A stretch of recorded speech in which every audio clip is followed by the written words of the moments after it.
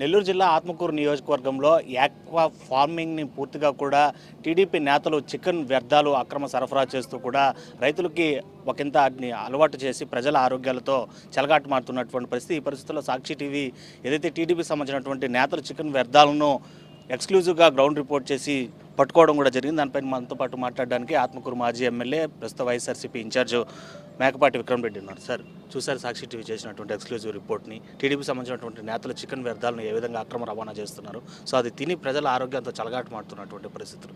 So ఎలా చూడాలి? అసలు బీరాలు బరికారు, కనీసం చికెన్ వ్యర్థాలు కాదు కదా, ఏ అవినీతి అక్రమాలు ఆత్మకూరు నియోజకవర్గ వ్యాప్తంగా జరగవని. సో మంత్రి ఇలాకాలో ఇలాంటి జరగడం ఏ విధంగా అర్థం చేసుకోవాలి? అందరికీ నమస్కారం అండి. ముందు మిమ్మల్ని కంగ్రాచులేట్ చేయాలి. ఎందుకంటే దొంగచాటుగా దాదాపు 6 నెలల నుంచి చికెన్ వేస్ట్ తీసుకొచ్చేసి మన ఫిష్ పాండ్స్ దాదాపు 2,000 ఎకరాలు ఫిష్ పాండ్స్ సంగం మండలంలో ఆత్మకూరు నియోజకవర్గంలో ఉన్నాయి. దాంట్లో ఈ చికెన్ వేస్ట్ అనేది మీ అందరికీ తెలుసు. అంటే అది ఆల్మోస్ట్ ఆల్ అది బయో హ్యాజర్డ్, టాక్సిక్ వేస్ట్ అనమాట. అట్లాంటిది చేపకి మేత వేసి ఆ చేప ఏ విధంగా ఉంటుందో మీరు ఆలోచించాలి. ఆ ఫిష్ పాండ్స్లో ఉండే నీళ్లు కూడా ఈ వేస్ట్ అంతా దాంట్లో కలిసిపోయి కింద గ్రౌండ్ వాటర్లోకి సీపేజ్ అయ్యి అదే వాటర్ మళ్ళీ బావిలోకి పోవడం అనమాట. చుట్టుపక్కల ఉండే నివాసులందరూ ఇప్పటికే చాలామంది కంప్లైంట్ ఇచ్చారు. మేము కూడా కలెక్టర్ కంప్లైంట్ ఇచ్చాము నవంబర్లో. ఆ వాసన కానీ ఆ నీళ్లు కానీ బాగా చెడిపోయి ఉన్నాయి, దయచేసి దీని మీద చర్యలు తీసుకొని ఆపమని చెప్పేసి. కానీ అక్కడ లోకల్ టీడీపీ నాయకులు ఒత్తిడితో కానీ పోలీసులు కానీ మిగతా అధికారులు ఆపేసి రోజు ఈ చికెన్ వేస్ట్ అక్కడ డంప్ చేయడం జరుగుతుంది. అక్కడుండే ప్రజలకి మన చర్మం మీద ఉండే ర్యాషెస్ కానీ లేకపోతే కిడ్నీ ప్రాబ్లమ్స్ కానీ ఈ విధంగా రకరకాలుగా ఇబ్బందులు వస్తూ ఉంటే మా నోటీస్ కూడా తీసుకొచ్చారు. నెలకి సుమారుగా ఉండే ప్రచారం ప్రకారంగా 8 నుంచి 20 లక్షలు అంట వాళ్ళ సంపాదన ఈ చికెన్ వేస్ట్ తీసుకొచ్చి వాళ్ళకి పర్మిషన్ ఇచ్చి అక్కడ వేస్ట్ ఇప్పించారు. ప్రజల ఆరోగ్యంతో ఎందుకు ఆడుకుంటున్నారని చెప్పేసి ఇప్పటిదాకా 2-3 సార్లు అడిగాం.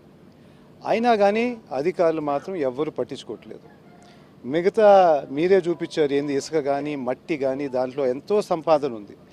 నెలకు 5 కోట్లని సంపాదన అని చెప్పేసి టీడీపీ నాయకులే చెప్పుకుంటా ఉన్నారు. ఇట్లాంటి పరిస్థితుల్లో ప్రజలు ఆరోగ్యంతో ఎందుకు ఆడుకుంటున్నారయ్యా? ఈ 20 లక్షల కోసం వదిలేసేయండి అని చెప్పేసి ఎన్నిసార్లు చెప్పినా కానీ ఎంత దొరికితే అంత దోసుకోవడమే జరుగుతుంది తప్ప ప్రజల గురించి పట్టించుకునేదే లేదు. రాష్ట్రంలో తిరుమల శ్రీవారి లడ్డు దగ్గర నుంచి కూడా కల్తీ రాజ్యం వెళ్తున్నటువంటి పరిస్థితి. అసలు వైఎస్ఆర్సీపీ హయాంలో ఎంతో నీట్గా జరిగినటువంటి వ్యవహారాలన్నీ కూడా కల్తీకి చేసి తిరిగి వైఎస్ఆర్సీపీ పైన ఆపాదించడాన్ని ఏ విధంగా చూడాలి?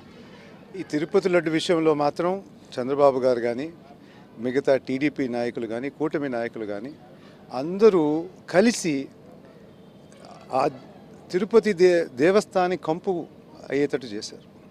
ఎందుకంటే ఆ నెయ్యి విషయంలో కానీ ఆ చైర్మన్ విషయంలో కానీ అన్ని విధాలుగా అబద్ధాలు ఆడుతూ అక్కడ కల్తీ జరిగిందని సిబిఐ రిపోర్టు చెప్పినా కానీ మళ్ళీ దాని తర్వాత బాత్రూమ్ కెమికల్స్ మిక్స్ అయ్యాయని చెప్పేసి రకరకాల ఇంకా ఆరోపణలు చేస్తూ ఉన్నారు.